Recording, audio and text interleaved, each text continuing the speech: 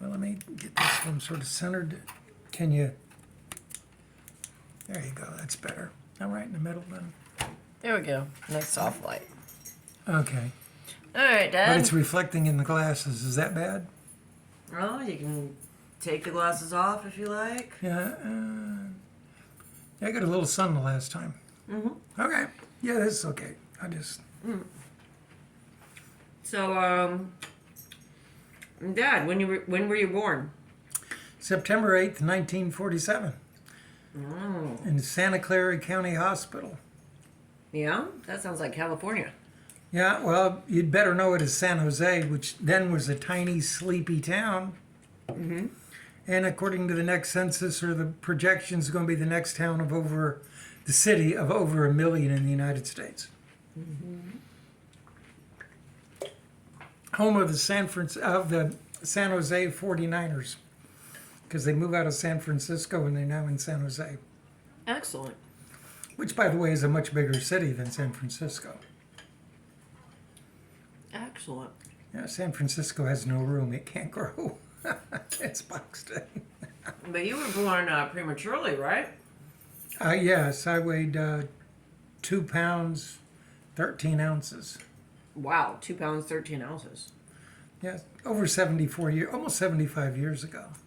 So, yeah. Not a lot of babies born that size lived back then, did you? Did they?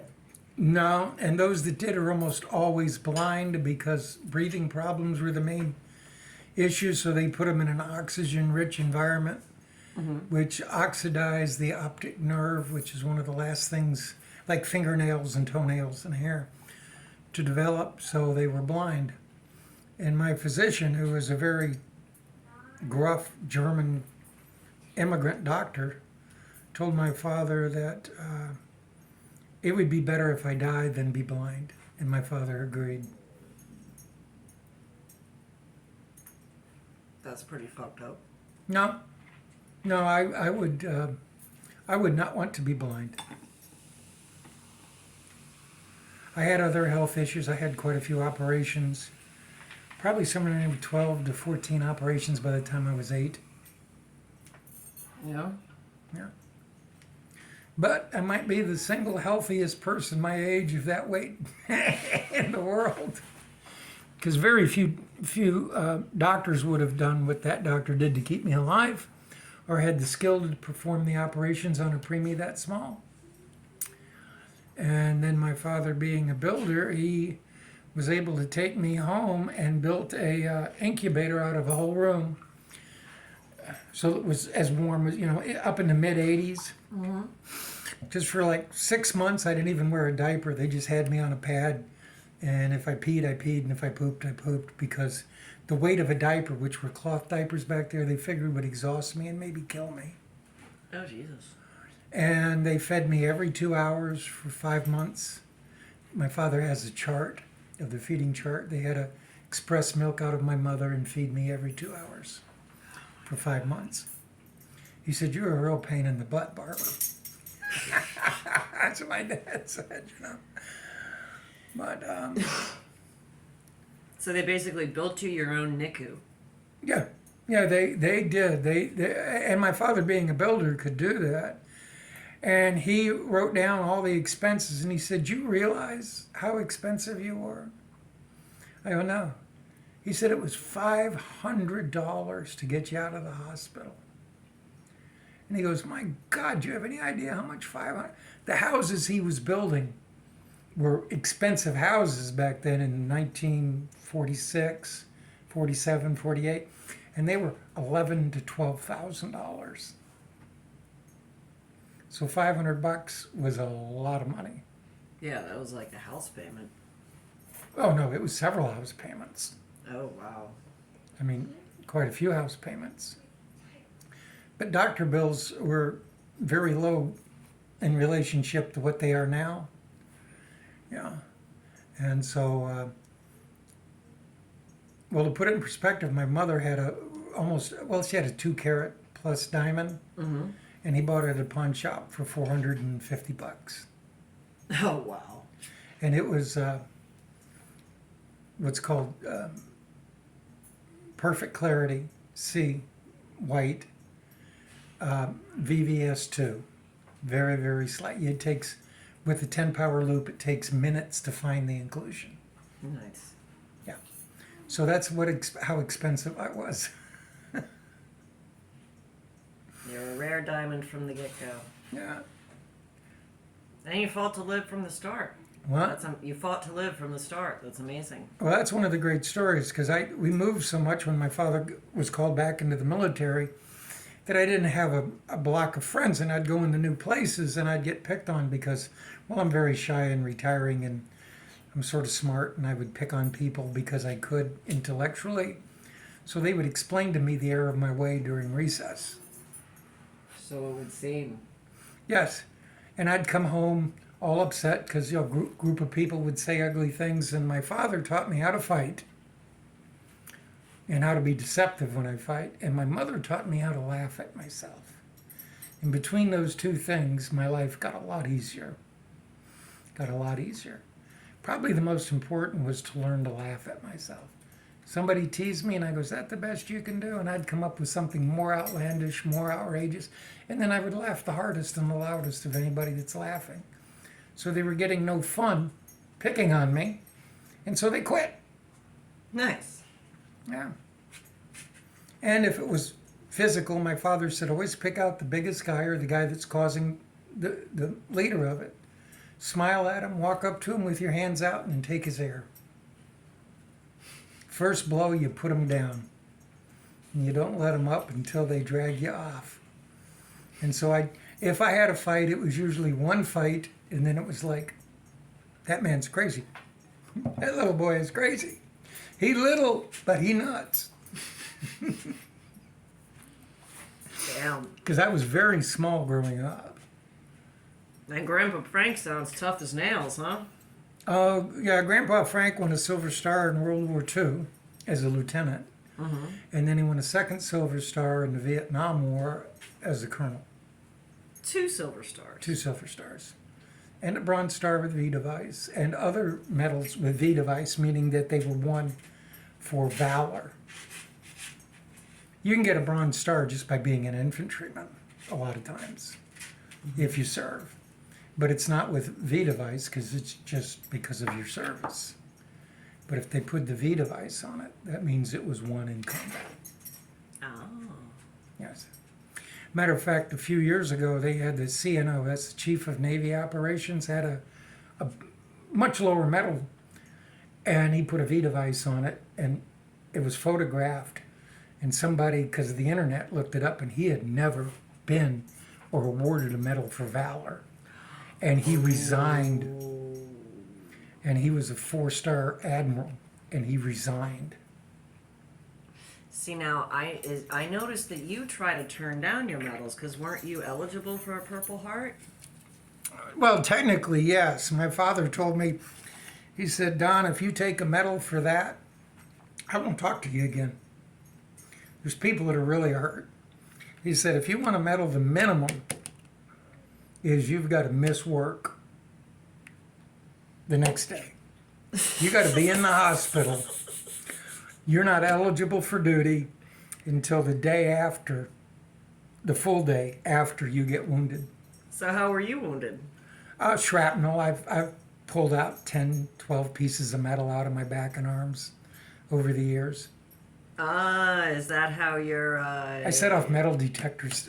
If they're set real fine, when I worked at the prison in my second law So wait a enforcement second, career. because you got shot in the field and pulled it out yourself? No, over the years, they come up. This is a piece of metal right there that's poking up, but it hadn't come out yet. Oh shit. So was that from like explosions then? Yeah, or, grenade going off. Or RPG was actually what did it. They hit the barracks we were in and a bunch of stuff, some wood, some metal, some, different stuff. So like you're kind of used to shit just like exploding like hot and into your flesh and that being an indication of something really, really bad going on, yeah? I know when it's really bad. I read every book there was on first aid and emergency care. And I've been until I retired from corrections, I'd been a first responder as a in the Army, a first responder as a federal investigator, then a first responder as a correctional officer. So I'd been a first responder for almost 40 years before I retired. So. Well, so then you're going to have to do a video series with me for our channel about what to do if somebody gets shot or if somebody's in another like high conflict emergency medical situation. Yeah. I think that like anybody who's interested in survival would definitely, and if anybody watching wants to like and comment any questions for Grandpa Barber, because he is just a wealth of information on history, on survival, and just about everything else. Oh, no. Don't ask me any questions on music, please, unless you happen to, you'd have to tell me. Oh, I know some of the Beatles songs. I know a few from that era. I listen to the music. I don't know who the artists are. I don't know their history. I don't care. So your musical reviews will be playing you a modern song and then you explaining to us young people why it sucks? No. My opinion is I'm just not interested. I'm of all the people I've ever met, I'm the one that cares the least about music. So no questions about music then. But any questions about war, survival, or any other cool things, how to fix stuff? You're pretty good at that. Well, I can't fix as many things I used to because of the arthritis has gotten bad, and I've gained a lot of weight in the last few years. And I've got COPD and asthma, and I've had 3 cancers. But other than that, my health is pretty good. Yeah, now the COPD, that's partly because of the Agent Orange, right? And that's correct. That was the cancer too? Yes, and the pulmonary embolisms and the arthritis. Other than that, it didn't affect me. Yeah, which reminds me, I need to call my senator again today and yell at him about veterans issues. Yeah. My problem with the VA is I don't pursue things aggressively because I don't like fighting my country. I fight for my country. And people keep telling me, you're not fighting the country, you're fighting the bureaucrats. And I get a pretty good check from them, but it's not what it should be. That's just, that's neither here nor there. You didn't ask that. That's just one of my rants. No, it's good. Your rants are good. They're good content. I like your rants. All right. I have a feeling YouTube is going to love your rants. All right, well. You've got some good ones. Yeah. Well, I mean, I'm interested. I have hobbies. I collect things. Mm-hmm. One of my infamous lines when I was going out and dating was I'd walk up and, guys go up to a girl and they go, hey, would you like to dance? And no, and then you try to say something different. Well, I'd go up there and say, well, would you like to dance? Well, I'd introduce myself. Would you like to dance? But before you say yes or no, I just want you to know that I'm a pneumesticist. And even before you answer that, I practice philately. And what? I collect coins and I'm a stamp collector.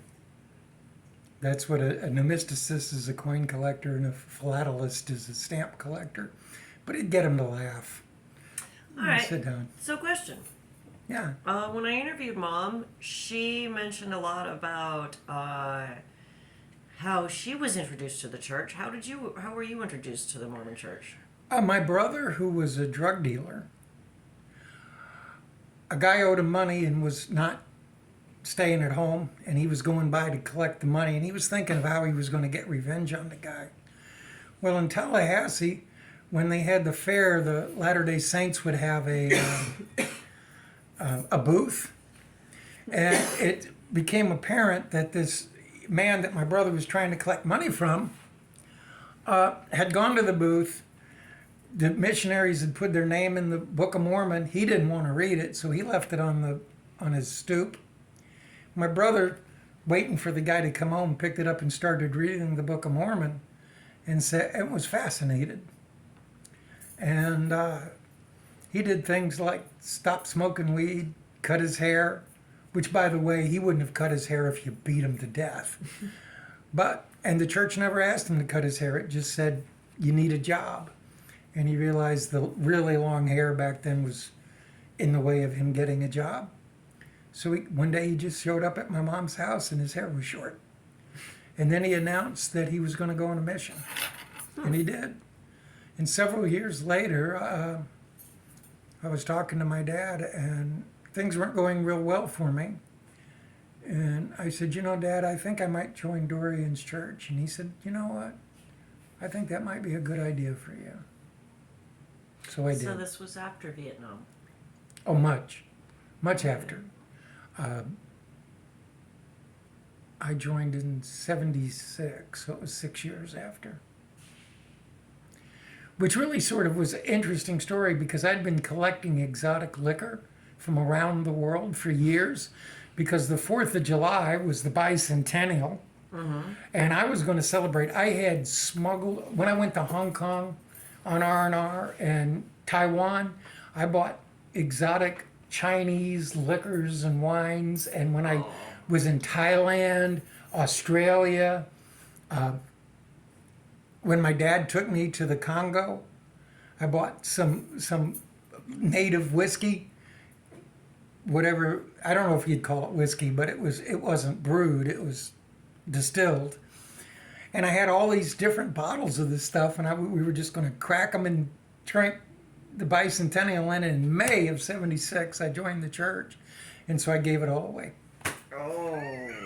And I'd been collecting it for 6, 7, 10 years, 20 How did years. Grandpa and Grandma feel about that? Well, they got first pick. They got the ones they wanted. Oh, so they didn't mind a bit. Nah, they got the ones they wanted, but the stuff like 151 rum, stuff like that. Because, me, I'm so shy and retiring that, if people are drinking straight, I have to prove I can do better. So I'd have 151 purple label, and I'd swap shots, and they'd have 80 proof, and I'd have 151, and I'd drink them until they quit, and and I was skinny then. I mean, I was real thin. Ward 151, I remember. And that I stuff. could drink. My dad made some moonshine one time, and we made a whole bunch of moonshine. And my father, being who he was, he wanted to make the highest content, and he got it up to like 189 proof. And he was really upset because the finest alcohol you could buy is 190 something proof. And he wasn't able to make it quite pure alcohol.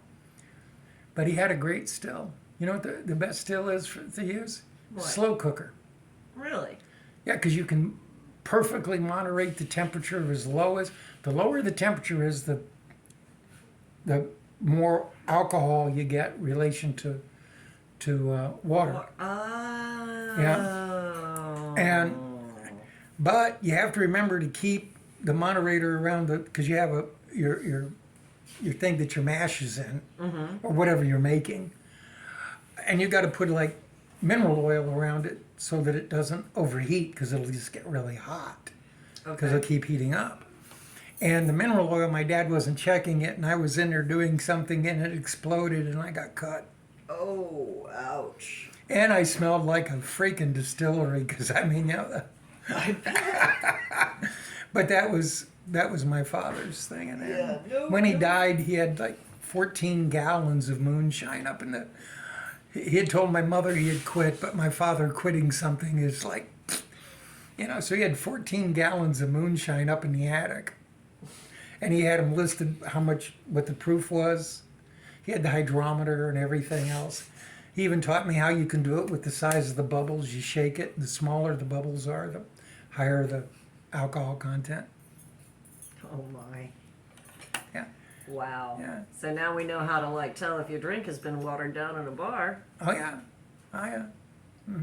If you're drinking straight booze, yeah. You might not believe this, but that's my favorite drink is straight. Oh, I know. I've seen you drink. Remember, I know. You're the only person on earth that has ever drunk me under the table.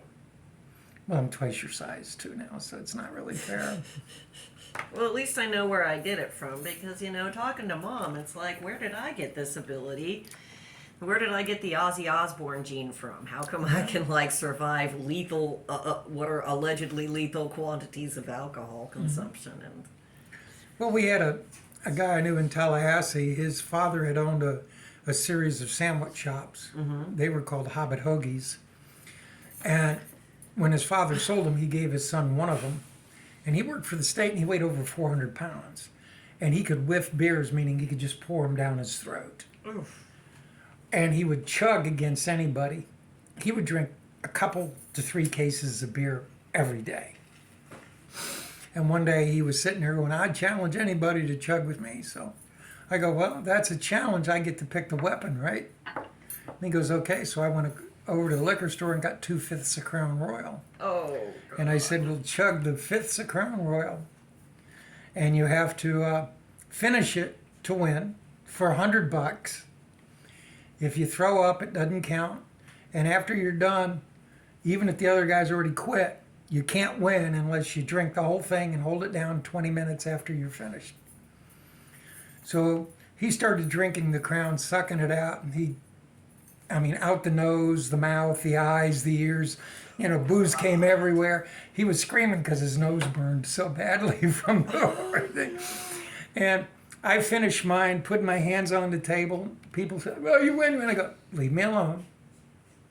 I got 20 minutes to go. And as soon as it was done, I picked up the $200, my 100 and his, walked outside, stuck a finger down my throat, threw up, and then got drunk proper. The $200. That sounds about right. That sounds about right. One time when I was at the club selling shooters, somebody dared me to, a party dared me to drink a whole tray myself, and they bet me $100 that I couldn't do it. And I was like, oh yeah. And so, of course, a full tray of the sugariest sugar water goes down my gullet, and I feel promptly sick. But I collect my $100. Say thank you very much. As gracefully as I can, stumble to the bathroom and promptly throw up as much as possible. Well, that's, I remember seeing you at the club, and you said people would bet one-arm push-ups against you and nobody could beat you. Mm-hmm. Yeah. I used to be able to do some really physical stuff. But then again, when you're 1/10 of an inch short of 6 feet and you weigh 130 pounds, doing stuff on the monkey bars is easy. Yeah. Doing pull-ups and push-ups is easy. But at 260 and with arthritis and everything, not so much anymore. More challenging. Yeah. No, it's impossible. Yeah. All right. So a question that Mom couldn't answer. Sure. How did you and Mom meet? Oh, geez. Well, I was working for Wage and Hour with the U.S. Department of Labor. Mm-hmm. And one of the guys that I worked with said, Don, you'll never guess who just moved in to Empire Point, a girl that's a Latter-day Saint. Oh, yeah, and he said she's really pretty, which was true. And, she comes from a good family. Her father's a surgeon and stuff. And I went and told my brother. Now, my brother, Dorian, had known Kathy for years. And he knew about her eccentricities. And one of her best friends, where she had lived at Idlewild, was the wife of another friend of mine. But they both decided that, well, if it's God's will, you'll marry her. And we don't need to tell them stories from the past. Maybe Kathy had changed. But you know what? I've never seriously regretted marrying your mom, because Jeff, you, Theodore, Jeff's 3 children, wouldn't be here. Plus, who knows what kind of reprobate I would have come if I hadn't have found somebody that held my feet to the fire for 10 years. This is true. You were going through it. Yeah. Let's face it, the transition back to civilian life wasn't especially easy after the war. Well, they didn't transition you. I went to Fort Lewis, Washington. I was there for 5.5 hours. They put a set of dress greens on me, the medals on me, the patches and whatever that I earned, my stripes, and here's your ticket, bye. Now they come home, they've got a whole process of reintegrating the soldiers into. And of course, I come home and you got the anti-war protesters at the airport. But that's another story, I think, unless. Yeah, no, that's a perfect story. What happened with that? Well, there was this exceptionally, well, in the group that came with me, I was the senior sergeant. I was an E6. And in your dress range, for every 6 months of overseas, you have an overseas stripe. I had 5 of them because I had 2 years, 9 months, 16 days in Vietnam. And they could see the medals and that I was an E6. Now, I wasn't even 22 years old yet. Shit. And this woman and her group, because they'd never come over one-on-one. This large group of people came there and he goes, "There's a war lover," and she spit at me, called me a fascist baby killer. Which sort of took me back. And the other guys, because of the way the media and everything was, they just backed off me. That's not me. I went there and said, "Excuse me?" She goes, "Yeah, you're a fascist baby killer. You love killing people." And I thought about it for a second. I said, "You're a very fortunate person." And she says, "What do you mean?" Well, there was this thing before that. She said, "How come you got all those overseas?" And I said, well, I told her, I said 2 years, 9 months. "Yeah, you're a war lover." And I go, No, I could have come home and not gone. Do any of you have draft age children or nephews in your family? Some of them raised their hand. And I go, well, I stayed in Vietnam because I'm good at one thing now, one important thing. And she goes, "Yeah, killing people, killing this." And I go, "No, I'm good at getting American boys home. Because we're losing this war because of you and people like you. And we're going to lose this war. But I took someone else's place who doesn't know what